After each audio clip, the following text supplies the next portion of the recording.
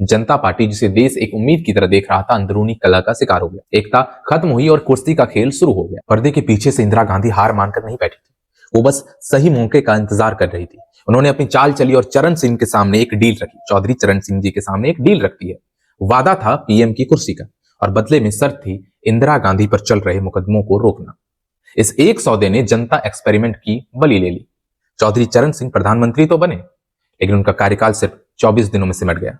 जनता का भरोसा टूट चुका था और इंदिरा की वापसी की राह तैयार हो। 1980 के चुनाव आए और कांग्रेस ने सत्ता में वापसी की, लेकिन इस बार हवा बदली हुई थी।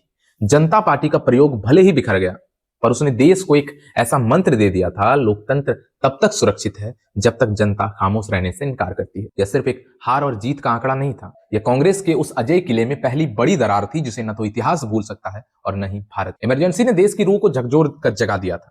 लोगों ने सिर्फ एक पार्टी को नहीं बल्कि दिल्ली केंद्रित उस राजनीति को ही नकार दिया जहां सारे फैसले एक कमरे में होते थे।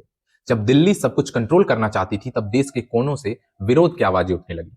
आंध्र प्रदेश सिल्वर स्क्रीन के महानायक एनटी रामा राव पर्दे से उतरकर सीधे सियासी मैदान में आ गए।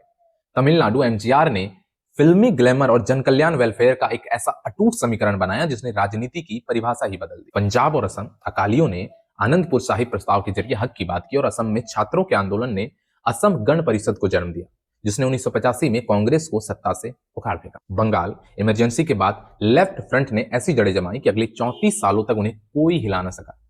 पूरे देश में एक ही गूंज थी, हम दिल्ली के हुक्म पर नहीं बल्कि अपनी मर्जी से चलेंगे।